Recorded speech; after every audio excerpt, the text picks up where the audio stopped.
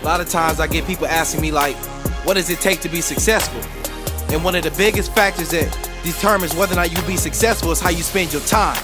We all get the same 84,600 seconds a day.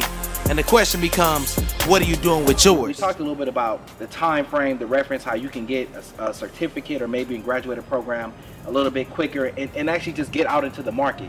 So let's talk a little bit about what are some of the benefits of, you know, going to a university or college and following the traditional track of getting an associate's or a bachelor's or a master's degree. Well, it's a mix. You know, it's financial. Right now, many post-secondary institutions have priced themselves out of the market. The cost of going to college rises every year. And so parents are finding themselves to make a decision. Can one or two of my children go to college?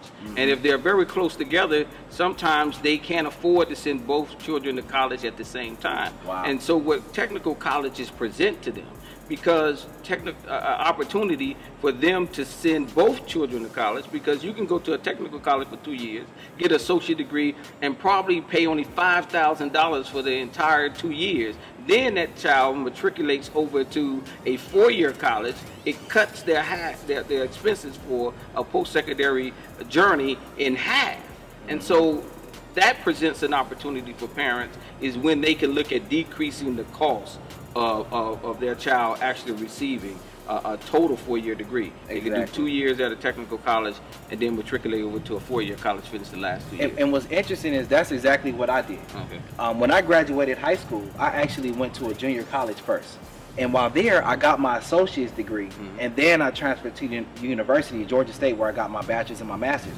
But just like what you were speaking about, by me going to that 2-year first, I cut the cost.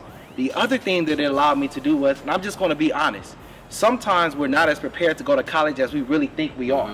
Going to that 2-year, I had smaller class sizes.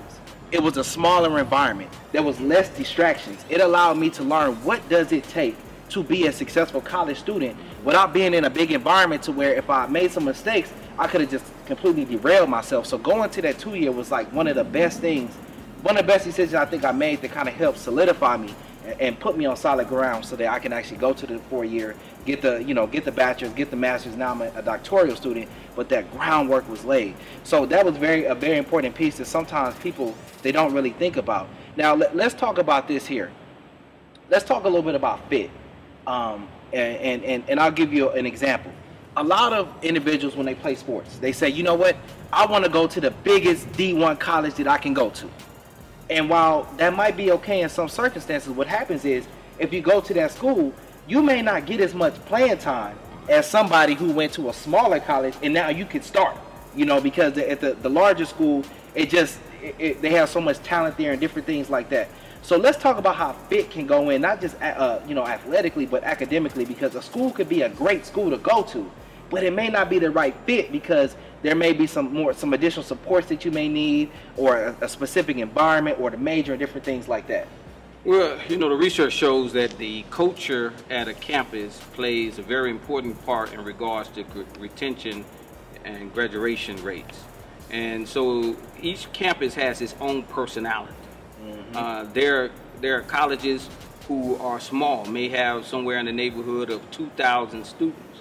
That's a better fit for a student who needs that more personalized attention, opposed to a college who has 40,000 students, and you don't have the opportunity to talk to your professors and get that feedback you need to help you to continue to have a successful journey through that particular institution.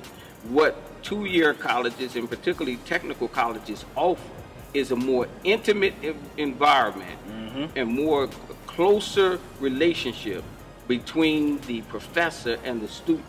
And students are more likely to quit a college than to sever a relationship. And so the stronger that relationship is between the student and the professor, the greater the chance for that student to graduate. And that's one of the things that technical college offers, is the ability to foster strong student-professor relationships. And you see, that is so key, the relationship on campus. I kind of have this example that some people talk about the parking lot student. And it talks about the importance of building those relationships on campus in addition to just being a student, just going to school and going back home.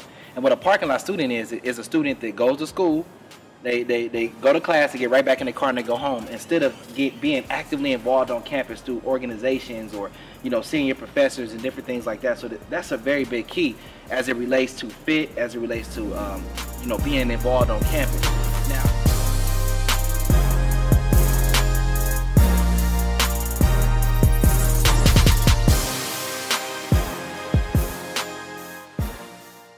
a lot of times I get people asking me like, what does it take to be successful? And one of the biggest factors that determines whether or not you be successful is how you spend your time. We all get the same 84,600 seconds a day. And the question becomes, what are you doing with yours?